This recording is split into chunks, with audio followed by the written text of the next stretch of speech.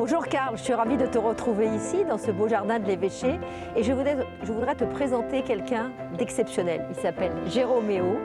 Il fait d'habitude des bandes dessinées, mais il a travaillé déjà avec moi sur plusieurs modèles, sur des vaches, sur des bancs.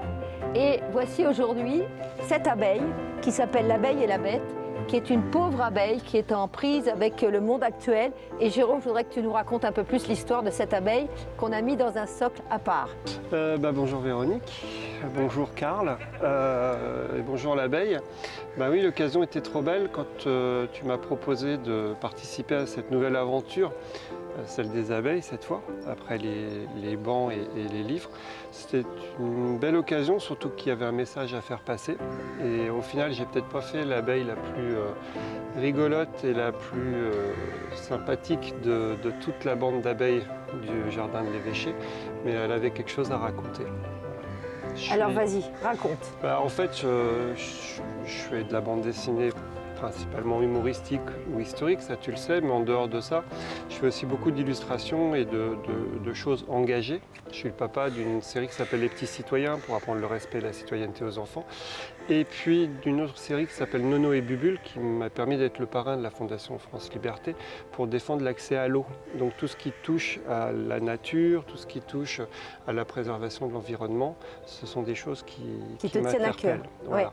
Ouais. Et donc cette idée de ruche, quand on sait ce qui se passe autour des abeilles aujourd'hui et de leur place dans le monde et puis dans la chaîne alimentaire et puis dans la pollinisation, tout ce qu'on veut, il fallait y participer à cette aventure et puis lancer un cri d'alarme parce que les abeilles elles sont discrètes, elles ne meurent pas, elles disparaissent.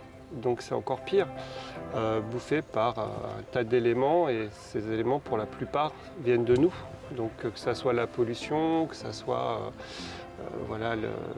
les ondes, les choses comme ça. Je ne suis pas contre le progrès du tout, mais je pense qu'il faut que tout le monde ait sa place, à commencer par ces abeilles qui, si elles disparaissent, nous on disparaîtra à terme aussi.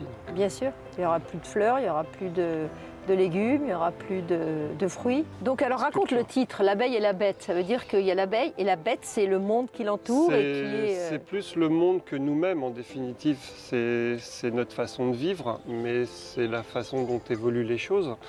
Et puis l'abeille, elle est toute petite, elle ne demande pas grand-chose. Moi quand j'étais gamin, il y avait une série en dessin animé qui s'appelait Maya l'abeille. Elle était sacrément sympathique et puis elle était colorée, elle était vraiment...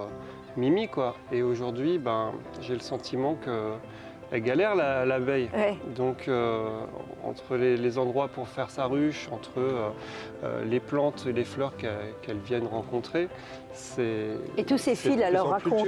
C'était à la fois l'apport de la technologie et de l'humain, et puis aussi les chaînes qui venaient s'agglutiner autour d'elle, s'agglomérer, pour finalement l'emmener dans quelque chose de noir, disparaître quoi. Voilà. Mais comme il y a toujours une touche d'espoir, les taches qu'on voit là, ça symbolise la terre bleue originelle avec l'eau, la nature.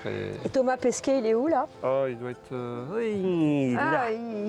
Voilà. Ouais. Voilà, et l'idée c'est que ce bleu remonte et rentre par les yeux de l'abeille et puis va essayer de gagner sur toute l'obscurité ambiante. Voilà. Bravo Jérôme, tu as fait une œuvre d'art très intéressante et très interpellante. Et merci à toi de m'avoir laissé libre cours. Faites-moi un petit bisou, allez, à bientôt. Un bisou.